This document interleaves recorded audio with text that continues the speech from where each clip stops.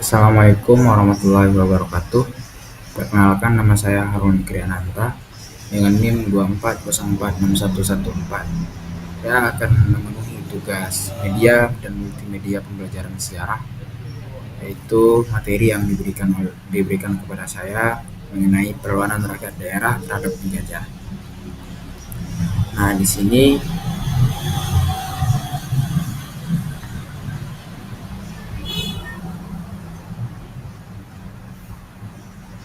nah, perlawanan rakyat daerah terhadap penjajah itu merupakan bentuk perjuangan awal dari masyarakat Nusantara, dari masyarakat Indonesia, masyarakat lokal, khususnya melawan kekuasaan kolonial, melawan penjajahan, melawan kolonialisme.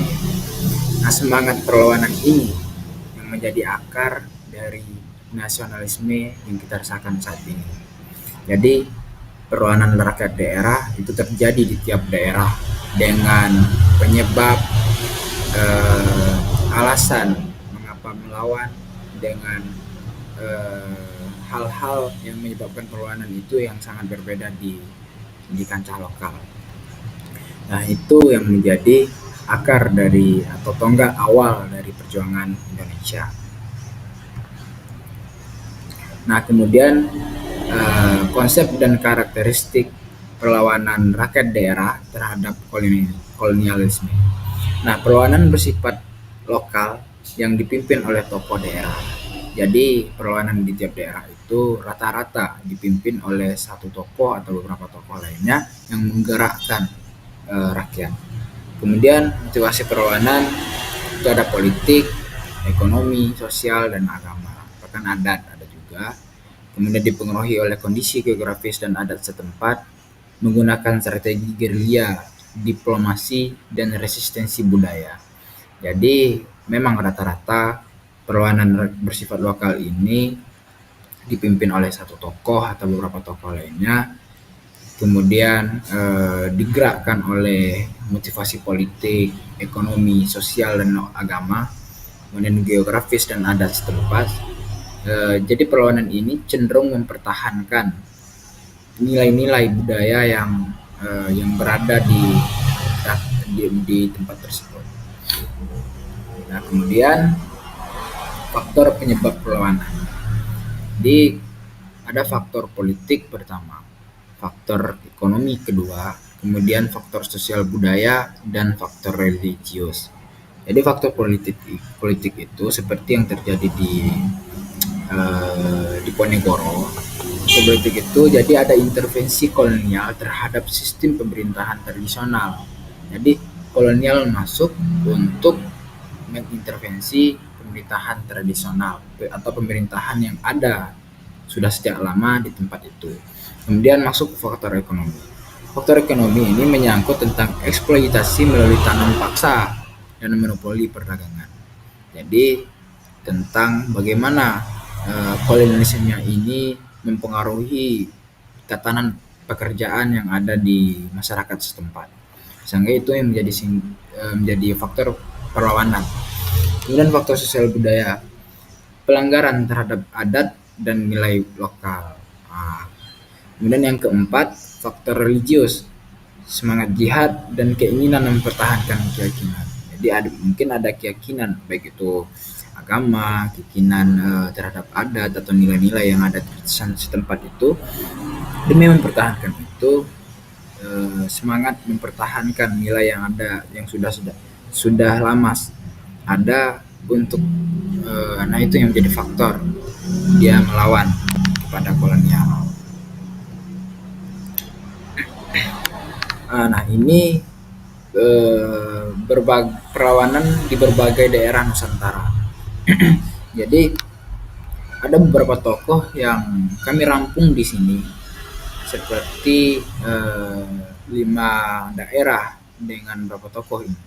Satu, Aceh. Jadi Aceh itu dipimpin atau digerakkan Teuku Umar dan Cut Nyak pada Perang Aceh 1873 sampai dengan 1904. Kemudian Sumatera Barat oleh Tuanku Imam Bonjol pada Perang Padri 1821-1837. Jadi perang Padri ini mungkin persatuan antara tokoh agamis di Minang dan tokoh adat di Minang melawan kolonialisme.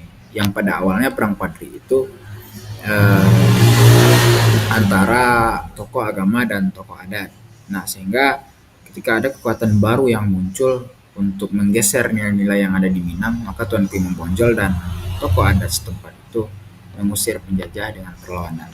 Kemudian Jawa, Pangeran Diponegoro pada perang Diponegoro 1825-1830. Jadi perang Pangeran Diponegoro ini sebenarnya bukan berakar pada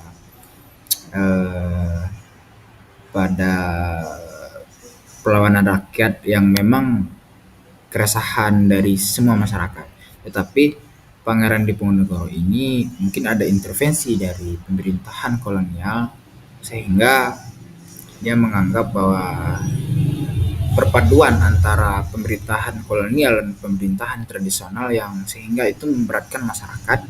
Nah, Pangeran Diponegoro ini dianggap sebagai orang suci atau orang yang dianggap sebagai orang penggerak dari masyarakat atau orang-orang yang merasakan bagaimana kepedihan masyarakat di masa itu.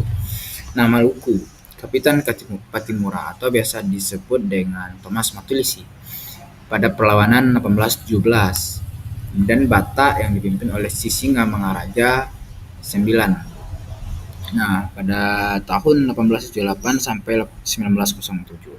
Jadi perlawanan di berbagai daerah Nusantara ini diambil dari beberapa faktor geografis, adat, politik, dan lain-lain.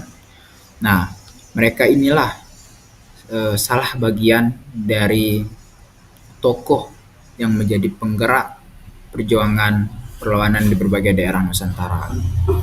Jadi memang dipicu dari masyarakat. Pada awalnya perlawanan di tiap daerah itu diambil dari keresahan masyarakat setiap yang ada di daerah. Kemudian digerakkan oleh satu tokoh. Nah, dampak dan makna historis. Yang pertama, melemahkan kekuasaan kolonial dan menumbuhkan nasionalisme. Jadi perlawanan tersebut itulah yang menjadi akar dari pertumbuhan rasa nasional kita. Kemudian mengganggu sistem ekonomi kolonial yang eksploitatif, yang seperti tanam paksa, kerja rodi. Nah, ya perlawanan itu yang mengganggu sistem atau yang menghancurkan sistem itu. Kemudian dia mempertahankan identitas budaya lokal sehingga dapat dipertahankan sampai sekarang. Kemudian menjadi fondasi bagi pergerakan nasional pada abad ke-20. Jadi pada awalnya perlawanan-perlawanan yang terjadi pada abad 20 itu memang didasari oleh perlawanan lokal dari awal. Sehingga muncul rasa bahwa kita harus merdeka, bahwa kita harus berjuang melawan penindasan ini, ya berawal dari perlawanan lokal. Nah, nilai-nilai perjuangan pembelajaran. Jadi beberapa kisah atau cerita tentang perlawanan lokal terhadap kolonial itu membawa kita pada suatu kesadaran bahwa inilah sebenarnya perjuangan dan pembelajaran. Yang pertama, kami mengambil keberanian dan pengorbanan. Jadi perlawanan itu banyak membuat kita berkorban atau berani mengusir penjajah. Kemudian persatuan dan solidaritas sosial, cinta di tanah air dan harga diri bangsa, keteguhan mempertahankan keinginan dan adat. Nah, ini beberapa dokumentasi yang saya ambil, ilustrasi perang Padri dan ilustrasi perlawanan rakyat. Nah, kemudian ini video, tapi tidak bisa tampil di sini karena menggunakan Prezi Video. Jadi kami membuatnya di Canva, Pak. Mungkin lain kali untuk videonya tidak bisa diputar. bisa. Nah, ini videonya menyangkut tentang suasana perlawanan rakyat masa kolonial. Saya ambil di YouTube.